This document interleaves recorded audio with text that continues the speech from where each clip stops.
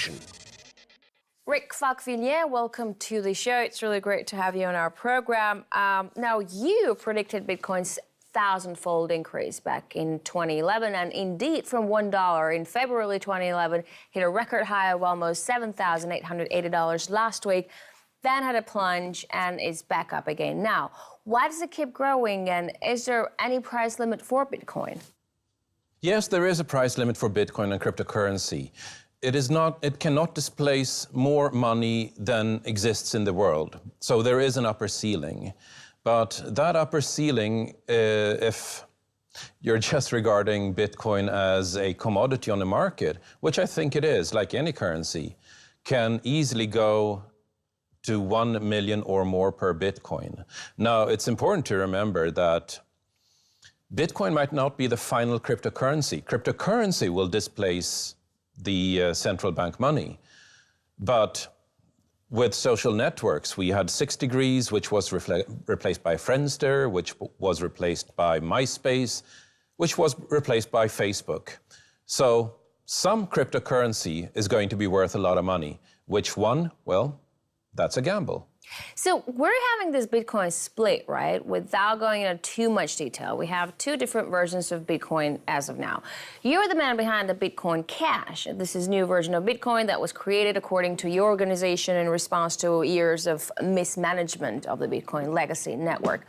Is Bitcoin's decentralized nature its Achilles heel? Is it going to keep splintering because there will always be someone in the community who will be unhappy about the way it functions? A key aspect of Bitcoin is that it's permissionless. You don't need to ask anybody's permission to do anything. And this is key in the entire community, which is why I decided to publish a letter where I was chief executive officer without asking anybody's permission, as a way to illustrate that we're not asking permission. That's just part of our community. The person who's behind Bitcoin Cash would primarily be a French guy named Amaury Séché, who started working on this, without asking anybody's permission. Now, you don't have to buy Bitcoins. You can mine them by using a high-powered processor like the one in a video card. And the gold rush is on. Here in Moscow, we already had a video card shortage. You literally couldn't find any in stores. Everybody was buying them up to furnish Bitcoin mining farms. But can Bitcoin really make everybody rich? No, Bitcoin cannot make everybody rich. Bitcoin right now is a huge wealth transfer to those who understand its implications early on. The last wealth transfer of this magnitude was around 1850, and it was about those who found oil. There's a huge wealth transfer going on right now where those who used to be poor, nerdy, geeky, sitting in their mom's basement, if you like, are suddenly the new millionaires. And that, perhaps more than anything, is going to have a profound effect on what the future of our society looks like. Because for the last 200 or so years, it was the people who found oil that decided where money went, what research was made. And when the geeks and nerds are sitting on that money and deciding what research gets made, it's not going to be a better diesel engine. It's going to be a better solar panel. It's going to be teleportation. It's going to be space travel. I think that's going to be one of the more profound changes happening here. A wealth transfer to an entirely new type of people. So can everyone jump on this bandwagon, or is it too late? Well, it comes and goes. I mean, I can't give financial advice, but if cryptocurrency fulfills its promise, and there is no indication it wouldn't, then the equivalent of 1 Bitcoin needs to be in the $2 to $5 million range. But at that point, it doesn't make sense to measure it in US dollars anymore, because the US dollar won't have any measurable value. So it is absolutely not too late, just like it wasn't too late when Bitcoin was at $3 or at $30 or at $300 or at $3,000. But This is a very high volatile instrument. This is a really risky investment. And if you're asking me whether somebody should invest, then the answer is nobody should ever invest more than being capable of losing every single last cent of it. Goldman Sachs CEO Lloyd Blankfein says Bitcoin may be another bubble, just like that of the dot-coms. And JP Morgan's Chase CEO Jamie Dimon compares cryptocurrency to the Dutch 17th century tulip mania. Don't these men have a point? I mean, a bubble forms when there's public ignorance, and with Bitcoin, most people have a vague idea of what it is and how it works. I think you absolutely have a point that most people don't really understand what Bitcoin is. It is peer-to-peer electronic money. That means I have a phone here. I can use that phone to transfer money to a nearby phone or to a phone on the other side of the planet. The transfer is instant, it is practically free. Nobody gets to decide whether I can make that transaction or not, including financial authorities. And that in itself will mean a financial revolution. This is an extinction-level event for banks. Banks will no longer be a necessary middleman.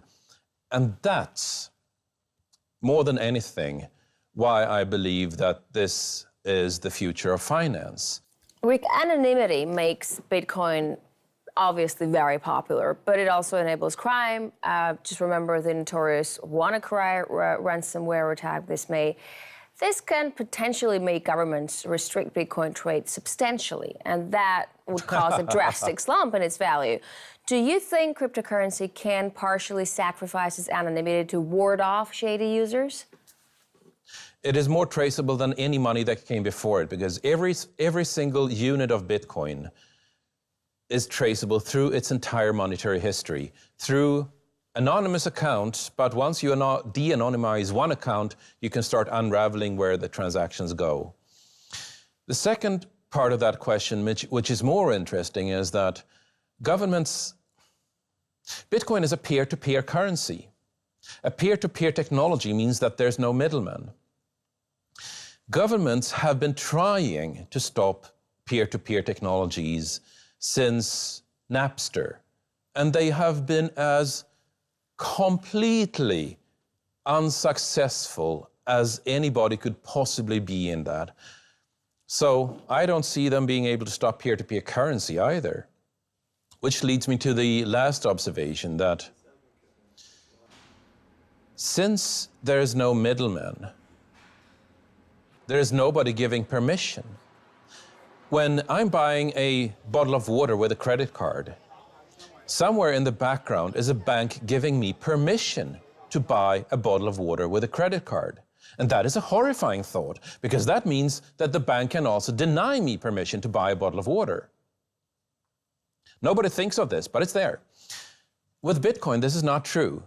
There is nobody needing to give permission in the background. There's nobody who gets to say no to a transaction. No money can be forced. No money can be seized.